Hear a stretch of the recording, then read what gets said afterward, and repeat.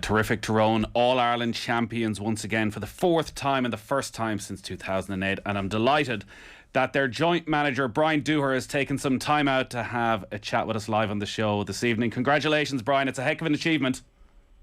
Oh, thank you, Nathan. No, it's just, I suppose it's a relief to get there. And I suppose it's over now at this stage.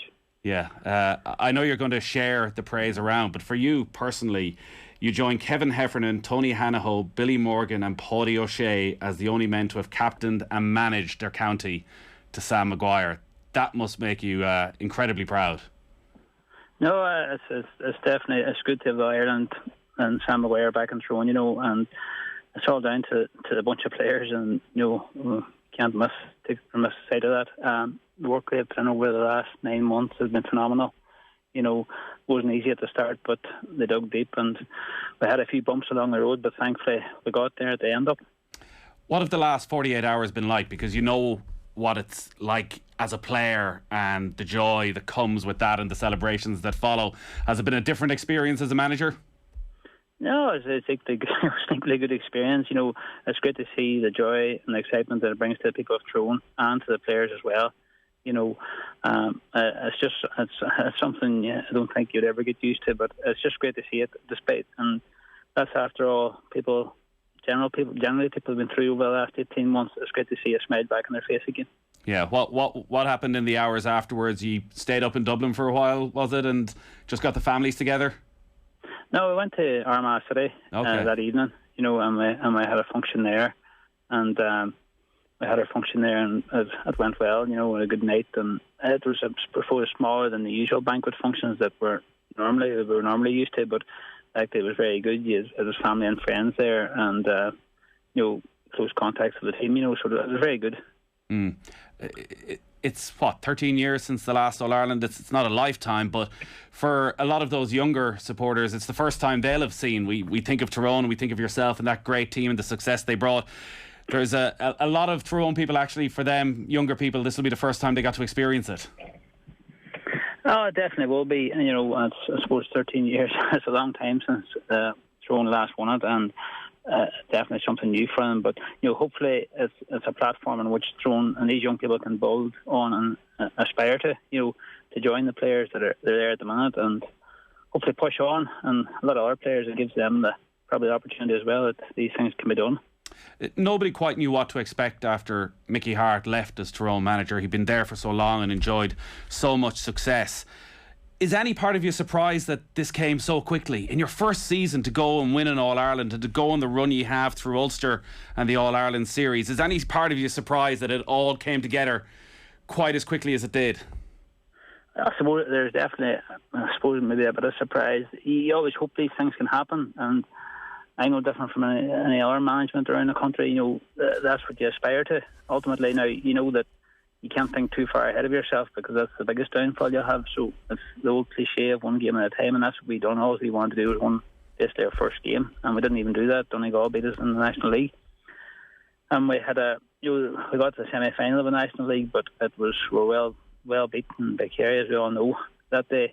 But we probably improved most matches. We took the learning on board, and all credit to our coaches, and performance analysis people. The work they put in, Peter, Joey and Colley and Marty McGarren and Dara Barnes and people like that, to prepare the team for each step, and we got ourselves ready for the championship, and I suppose we just took it one day at a time as usual, and that's where we ended up, but we didn't look any further than the next game, and I think that's probably the most important thing. You mentioned the Kerry match in the league, and whenever you concede 6-15, there's always going to be reaction and a fallout, and there were big question marks at that stage about Tyrone. For you as a manager and the management team, your reaction to that, was that a turning point? Was that a match you still look back on and think, all right, we were going down one path and we had to change it slightly, or is that overstating it? Well, we all had to look at each other, to be honest. We had to look at both ourselves as management and the players as well for the performance. A lot of people had to look at themselves after that and see what could we do better or what weren't we doing. And I suppose you can say it's a turning point. I don't know. People may think it is. People may think it isn't. Everything's in hindsight now, but it definitely probably helped us. We had a serious amount of work to do to stop shipping goals, and thankfully done that during the championship, and we by and large addressed that, for the championship. You were on with us on Off the Ball a couple of weeks back. The Saturday, the statement was released that you weren't going to be able to fulfil the fixture against Kerry because of the COVID issues. Can I ask you about you personally during that time and the strain and the stress of those couple of weeks, where firstly there's the health of your players you have to think about, but also the want of the players to go and play and to succeed and to get to an All-Ireland semi-final, and how you had to balance all that up and their families and county boards. It's an awful lot for a management team to have to take. When you look back now, it's only a couple of weeks ago, but how was that period for you? That was a difficult period for everybody, and all people that were close to the panel. It was a very difficult period. We had a significant downturn in number of players attending training. Were well below 20 on Wednesday night around that period, and we couldn't have fielded a full panel of players for the match, and that's the long and the short of it. Despite what people may say, we couldn't have fielded the 26 players. We hadn't got them. Does it annoy you what people say? Did it annoy you over the last couple of weeks what people were saying? No, it didn't concern us because we don't particularly look outside the group for motivation and everything else. These people we have are very self-motivated. They're a great group of individuals. They want to give up their best every time they come. And the situation with COVID was they weren't in a position to give up their best. They weren't in a position to turn up, never mind give up their best. And we had a duty of care to them, which probably people forget about here. And there's advice and guidance out there. And I suppose it was the question: were you going to listen to medical advice and guidance, or were you going to go and potentially put players at risk of something maybe more serious in the longer term? And that's what basically that's basically what guided our decision, was that factor. And players didn't really probably appreciate it. Some of them weren't I wouldn't say, well, they were supportive by and large, but some players wanted to play, and despite not being in a position. But you get to a stage where you have to look at the bigger picture here, and that's what we looked at. We took the bigger picture into concern, and we made that decision. And thankfully now it worked out for us. It could have been a different story. We could have been out of the championship, and I was willing to probably accept that, and Fergal likewise, and the county board supported it on. So we made that decision.